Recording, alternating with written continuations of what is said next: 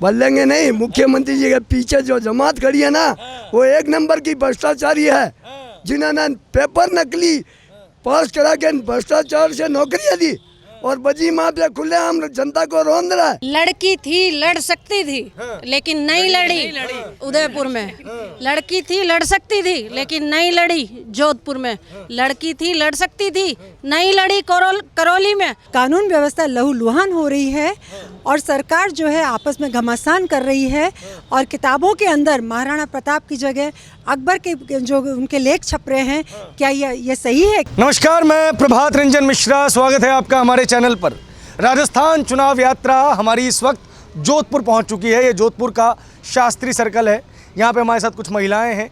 महिलाओं से जानेंगे कि नरेंद्र मोदी की सरकार के प्रति और गहलोत की सरकार के प्रति, अशोक गहलोत की सरकार के प्रति इनका क्या रुझान है। जहाँ बड़े बड़े दावे किए जाते हैं कि प्रगति जो है वो सिर्फ कागज़ पर नहीं, ज़मीन पर पहुँच चुकी है। जहाँ आज कांग्रेस पार्टी गारंटी यात्रा निकाल रही है, वहाँ इन विषयों पर उनका क्या मानना है। तो सीधा बात करनी शुरू करते हैं। मैडम, आपका नाम? वीना साकला। साकला जी, आज सीधा पहला सवाल अशोक मीना जी साकला, मीना जी साकला। मीना जी, बगल अशोक गहलोत यहीं के हैं, जोधपुर के, और गारंटी यात्रा उन्होंने निकाली है। उनकी गारंटी पे भरोसा है आप लोगों को? मैं गृहिणी हूँ। जो अशोक जी ने जो इनका गृह जिला होते हुए जो गारंटी निकाली है, वो कोई गारंटी नहीं है। उनकी ये गारंटी मैं आपको बताती हूँ, महिलाओं पे अत्याचार करना, युवाओं में नशा करना, बलात्कार करना, बच्चे अनसेफ होना, किसानों का कर्जा माफ़ नहीं करना, सड़कें टूटना, ये जो वादे हैं ना वो पूरे नहीं हुए। ये वादे उनके हैं जो सत्यानाश करके रखा है राजस्थान का। जो मोदी जी की योजना है, आप सुनो, जो बच्चों के लिए योजना निकाली है उन्होंने, अपने ये वंदे भारत ट्रेन निकाली उन्होंने, और मोदी जी तो ऐसी कई योजनाएं हैं जो बच्चियां बहुत लाभ ले रही हैं। मगर राजस्थान के अंदर अशोक जी का मुख्यमंत्री होते हुए भी बड़ी शर्म की बात है, बच्चे अनसेफ हैं, कोई कार्य नहीं हो रहा है, पूरा भ्रष्टाचार चल रहा है। इन अशोक जी की तो तुष्टिकरण की नीति चल रही है। जैसे कि इल्ज़ाम लगाते हैं मोदी जी ने ये कर दिया, वो कर दिया। उल्टा इल्ज़ाम हम जनता उन पर लगाते हैं। किस मुद्दे पे वोट मांगेंगे? हम लोगों को वोट चाहिए।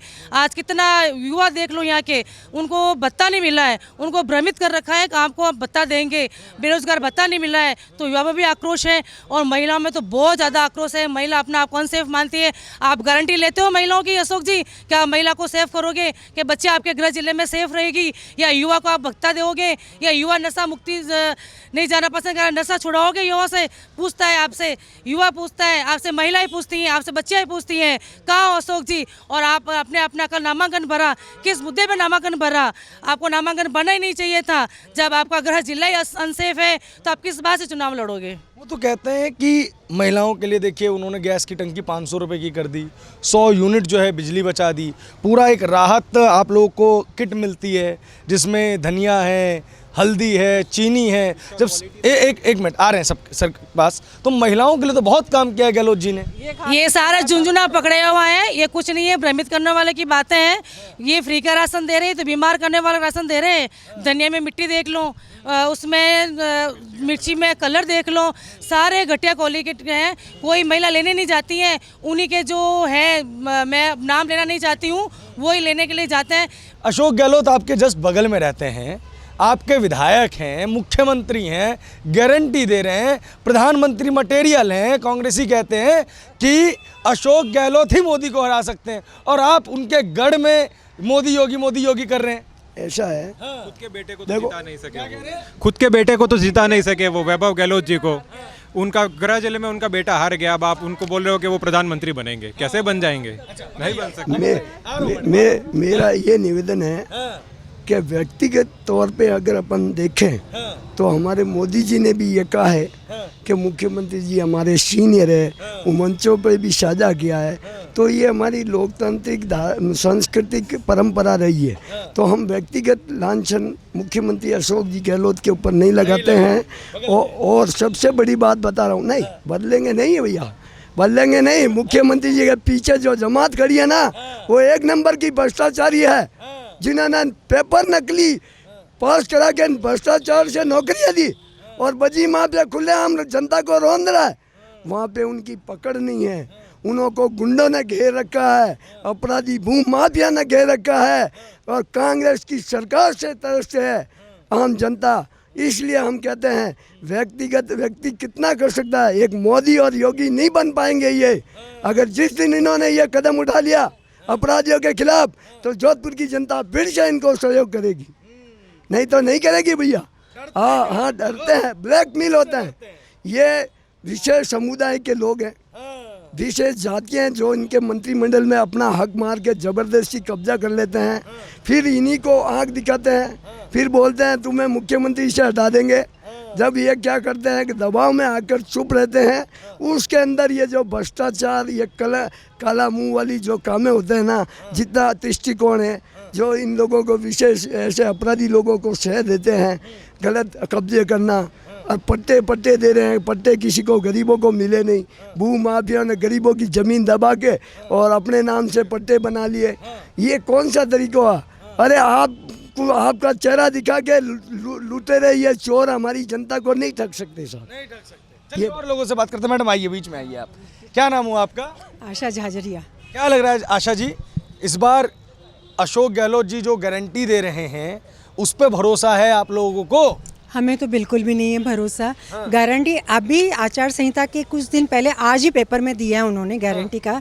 आप क्या सोचते हो लास्ट मोमेंट पे जब इलेक्शंस होने जा रहे हैं 20 दिन बाद में और वो गारंटी की घोषणा कर रहे हैं, क्या आप ही बताइए क्या उचित है क्या ये गारंटियाँ? यहाँ पर नौजवान हैरान, किसान परेशान, कानून व्यवस्था लहूलुहान हो रही है और सरकार जो है आपस में घमासान कर रही है और किताबों के अंदर महाराणा प्रताप की जगह अकबर के जो उनके लेख छप रहे हैं। क्या ये सही है क्या? आप मुझे बताइए, इस भारत देश के अंदर अगर ये सब कुछ हो रहा है और हमारे राजस्थान में क्या कर रहे हैं अशोक गहलोत? कितने बलात्कार हो रहे हैं? 35,000 बलात्कार हो चुके हैं। 15,000 तो रोज़ के होते रहते हैं बलात्कार, छोटे छोटे बच्चों के साथ। 6 साल की बच्ची को छोड़ के 60 साल की भाई महिला के साथ बलात्कार कर रहे हैं। कहाँ गई इनकी कानून व्यवस्था? क्या कर रही है इनकी कानून व्यवस्था? जो आप कह रहे हैं कि अशोक गहलोत गारंटी, क्या गारंटी दे रहा है ये? आप मोदी जी की गारंटी कब से लागू? 2014 से भी लागू है। स्वच्छ भारत देखो, बेटी बचाओ बेटी पढ़ाओ योजना देखो, आप सुकन्या योजना देखो, जनधन योजना देखो, कितने खाते खुलवाए हैं मोदी जी ने। अशोक गहलोत ने क्या किया है? सिर्फ नाम। चिरंजीव जो मोदी जी लागू करते हैं साइड में अपना नाम लेके, जैसे इंदिरा रसोई, क्या किया उन्होंने? इंदिरा रसोई थी क्या वहाँ पर? बिना मतलब कि इंदिरा रसोई का नाम दे दिया गया उनका। अन्नपूर्णा योजना थी उसके अंदर। ये क्या कर रहे हैं गहलोत सरकार? कर क्या रही है? हम गहलोत सरकार को नहीं चाहते हैं। हम मोदी जी डबल इंजन की सरकार चाहते हैं और यहाँ पर भी हम बीजेपी जीतेगी, विजयी होगी, विजय तय है हम लोग। अच्छा, आपने जिक्र किया कानून व्यवस्था का। कानून व्यवस्था पर जब सरकार से प्रश्न पूछे जाते हैं तो वो कहते थे कि हमारी कानून व्यवस्था इतनी तेज है कि कोई अपराध होता है और 24 घंटे के भीतर अपराधियों को पकड़ लिया जाता है, बाकी जगह पे ऐसा नहीं होता। बोलिए मैडम। भाई साहब, महिलाएं 10 बजे रात को भी सेफ नहीं है। अकेले जाने से डरती है क्योंकि बाहर निकलती है, अत्याचार होता है, दुष्कर्म होता है, छोटी छोटी बच्चों के साथ दुष्कर्म होता है, तो कहाँ से महिला सेफ हुई? अशोक गहलोत जी से पूछना चाहूँगी कि उन्होंने महिलाओं के अत्याचारों के हो रहे हैं जो उनके लिए क्या सेफ्टी के लिए किया? कुछ भी नहीं किया। आज 35,000 से ज़्यादा महिलाओं में 15,000 छोटी बच्चियाँ हैं जिनके दुष्कर्म हुए हैं। उनसे पूछना चाहती हूँ कि ये दुष्कर्म आपके गृह जिले में क्यों हो रहे हैं? मैं कहना चाहता हूँ यहाँ पे सबसे इंडिया के अंदर सबसे ज़्यादा क्राइम रेट था यूपी के अंदर। यूपी के अंदर आई जब बीजेपी की सरकार, वहाँ पे इस टाइप के कदम उठाए गए सरकार के द्वारा कि लोगों के अंदर भय बैठ गया कि कुछ गलत काम करने से पहले उनको डर लगता है। तो उस टाइप का भय होना ज़रूरी है हर एक स्टेट के अंदर। और मेरे को लगता है यहाँ पे जो लोग निडर हो चुके हैं, कोई जो मर्जी है लोग करते हैं और कोई किसी को डर नहीं है। वो जब आएंगे, जब बीजेपी सरकार आएगी, जब जाके लोगों को पता चलेगा कि भाई लॉ एंड ऑर्डर क्या चीज़ है और किस टाइप से चलना चाहिए लोगों को, उस तब जाके लोगों में सुधार आएगा। योगी मॉडल की बात कर रहे हैं। योगी मॉडल कह लो, चाहे बीजेपी मॉडल कह लो, कोई भी मॉडल कह लो। आप जवाब देना चाहती थी? मैं जवाब देना चाहती थी। आपने कहा कि कानून व्यवस्था के 24 घंटे में इनकी रिपोर्ट हो जाती है। एक महिला जिसके साथ बलात्कार हुआ, पुलिस के पास 3-4 दिन तक कंटिन्यू जाती रही, पुलिस ने उसकी रिपोर्ट भी नहीं लिखी। आखिर उसको आत्महत्या करनी पड़ी और अब उसने सुसाइड नोट में लिखा कि मैं पुलिस के पास गई थी और लेकिन पुलिस ने कोई मेरी FIR दर्ज भी नहीं की, उल्टा मेरे ऊपर ही इल्ज़ाम लगाने लगे। उस महिला को अपनी आत्महत्या करके, अपनी जान दे के अपने आप को सच साबित करना पड़ा। 39% मुद्दे गलत हैं, ये मुख्यमंत्री जी का बयान है। मैं आपसे कह रही हूँ, आपको चुनौती दे रही हूँ, एक भी बयान बता दो जो उन्होंने बोला हो कि महिलाओं के ऊपर जो अत्याचार हो रहे हैं उनके लिए हम सख्त कानून बनाएंगे, सख्त एकदम कार्रवाई, एकदम कड़क कार्रवाई करेंगे। कोई ऐसा बता दो जहाँ इतने खतरनाक जो केस हुए जिसमें महिलाओं की हड्डियां तक गला दी, कहाँ उन्होंने एकदम कड़ा एक्शन लिया, एक भी बता दो। कोई को सजा दी है क्या? रेपिस्ट को सजा दी है क्या? बताइए तो सही, किसी पेपर में आया है? दिखाइए मुझे प्रूफ। जबकि उनके एक बड़े मंत्री ने यह बोला है कि ये तो मर्दों का प्रदेश है, तो शर्म आनी चाहिए शांति धारीवाल जी को।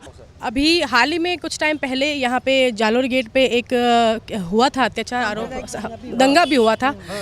ये अशोक गहलोत जी से पूछना चाह रही हूँ कि उनके जो विधायक थे 7 दिन तक वो क्यों नहीं आए वहाँ पे? इतना बड़ा दंगा हुआ था, ठीक है। वहाँ पे हमारे बीजेपी के लीडर्स गए थे, जगत नारायण जोशी जी है वो सबसे पहले वहाँ पहुँचे थे और उन्होंने सार संभाल की, समझाइश भी की। मैं पूछती हूँ कि विधायक कहाँ थी वहाँ पे? और जब विधायक 7 दिन के बाद आती है, उनके पास जो जनता है उनके सवालों के जवाब भी नहीं होते हैं।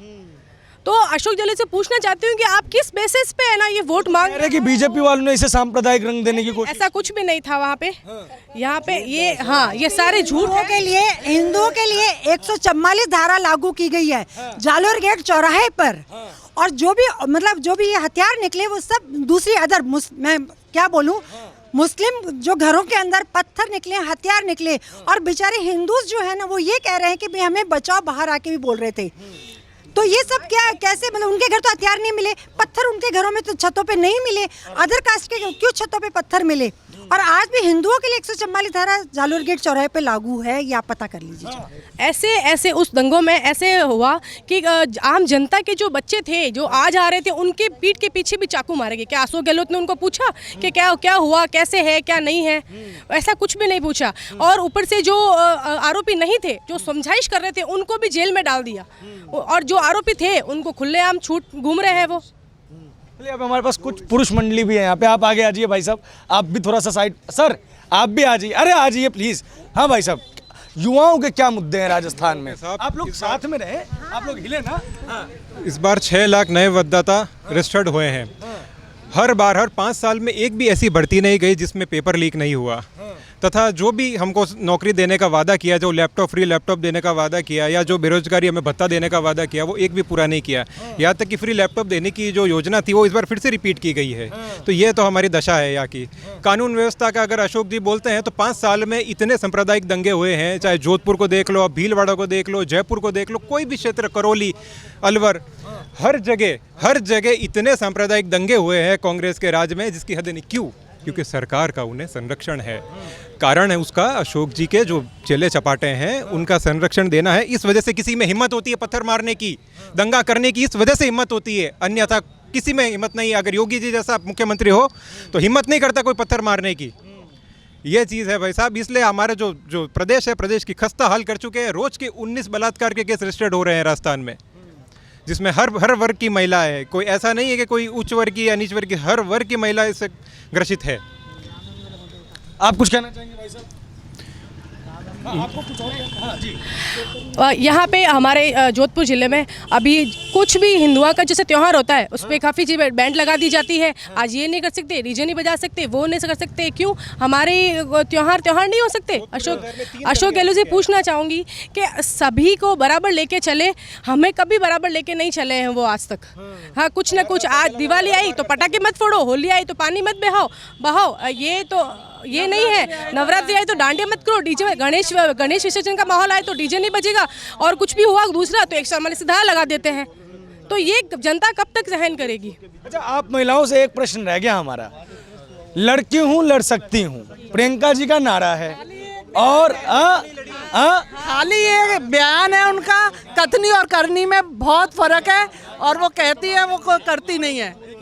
जैसे कि उन्होंने आगे अभी 3 घोषणा की थी ना, अभी उनको पूछो, वो तो पूरी हुई नहीं है और 7 और कर दी। उनको पहले वो तो 3 कर दो पहले, उसके बाद ये योजना है जो घोषणाएं करना 7 जो आज की है। तो लड़की थी लड़ सकती थी लेकिन नहीं लड़ी उदयपुर में। लड़की थी लड़ सकती थी लेकिन नहीं लड़ी जोधपुर में। लड़की थी लड़ सकती थी नहीं लड़ी करौली में। लड़की थी लड़ सकती थी कल परसों नोखा में नहीं लड़ी। लड़की थी सिर्फ राजस्थान में आई, जहां राजस्थान में एक लड़की के साथ बलात्कार हुआ उसके पास में पार्टियां करके निकल गई। लड़की है ना लड़ सकती है, सिर्फ ड्रामा करती है, नौटंकी करती है। जैसे कि गहलोत साहब जादूगर है ना, जो दिखता है वो होता ही नहीं और जो होता है वो दिखता भी नहीं। ऐसी लड़की लड़ सकती है। इनकी सरकार के, अशोक गहलोत जी की सरकार के अंदर 4-5 सालों खुद के अंदर घमासान चल रहे हैं, तो वो अपना गृह जिला क्या देखेंगे? जब अपनी सरकार को ही अच्छे से नहीं रख सकते हैं तो गृह जिला तो सही रहेगा ही कहाँ से?